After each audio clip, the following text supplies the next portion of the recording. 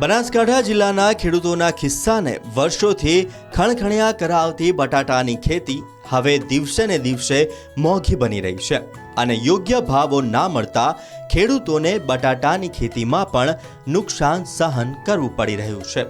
એક તરફ ઊંચા ભાવના બિયારણ અને ખાતરનો ઉપયોગ કરીને બનાસકાંઠા જિલ્લાના ખેડૂતો બટાટાનું વાવેતર કરી રહ્યા છે, પરંતુ બટાટાના પોષણક્ષમ ભાવો ના મળતા ખેડૂતોને બટાટાની ખેતી નુકસાનકારક સાબિત થઈ રહી છે। ત્યારે આટલું ઓછું હોય તેમ આ વર્ષથી કોલ્ડ સ્ટોરેજ એસોસિએશન દ્વારા કોલ્ડ સ્ટોરેજમાં બટાટા સંગ્રહ કરવાના ભાડામાં પ્રતિ કિલોએ 20 પૈસાનો વધારો કર્યો છે। બટાકાની ખેતીમાં સાહેબ કશું મળતું જ નથી। આટલું બિયારણ મોંઘું, આટલું ખાતર મોંઘું, આટલી ખેડ મોંઘી, ટ્રેક્ટર મોંઘા આટલા, અને બિયારણમાં કશું મળતું નથી। બેંકના લોન પણ બાકી પડે છે, છતાં પણ સ્ટોરવાળાએ 20 પૈસા પાછા ફરીથી ભાડું વધારી દીધું છે। એટલે હવે ખેડૂતને તો કોઈ ઉપાય શું કરવો એનો કોઈ અર્થ જ નથી। દિવસે ને દિવસે બટાટાની ખેતી મોંઘી થઈ રહી છે અને ભાવો પણ પૂરતા ના મળતા હોવાથી ખેડૂતોની હાલત કફોડી બની રહી છે।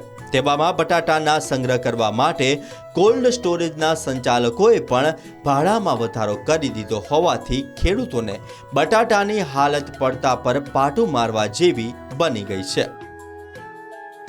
જે વખતે બટાટાના જે સ્ટોરની અંદર જે ભાવ હતા તેના ભાવમાં વધારો કરવા પાછળના કારણો શું છે? આ વખતે અમારી 26મી તારીખે બનાસકાંઠા કોલ્ડ સ્ટોરેજ એસોસિએશનની મિટિંગ મળી, એમાં અમે પર કિલોએ 20 પૈસાનો વધારો કરેલ છે। એનું મુખ્ય કારણ એ છે કે આ વખતે વીજળી બિલના જે યુનિટ રેટમાં વધારો થયો છે અને લેબર ખર્ચમાં વધારો થવાના કારણે આંશિક વધારો કરેલો છે। જે રીતે બટાટાની ખેતીમાં ખર્ચ વધી રહ્યો છે તે પ્રમાણે ખેડૂતોને ભાવ નથી મળી રહ્યા। છેલ્લા 20 વર્ષમાં બટાટાની ખેતીમાં ખર્ચ 4 ગણો વધી ગયો છે, પરંતુ બટાટાના ભાવોમાં માત્ર 2 જ ગણો વધારો થયો છે, જેથી ખેડૂતોને બટાટાની ખેતીમાં નુકસાન સહન કરવું પડી રહ્યું છે। ત્યારે આગામી સમયમાં બટાટાને લઈ આવી જ પરિસ્થિતિ યથાવત રહેશે તો બટાટાની ખેતી તરીકે જાણીતા બનાસકાંઠા જિલ્લાના ખેડૂતો બટાટાને બદલે અન્ય ખેતી કરતા થાય તો નવાય નહીં। કેમેરામેન રતનસિંહ સોલંકી સાથે હરેશ ઠાકોર, પ્રવેગ ટીવી, બનાસકાંઠા।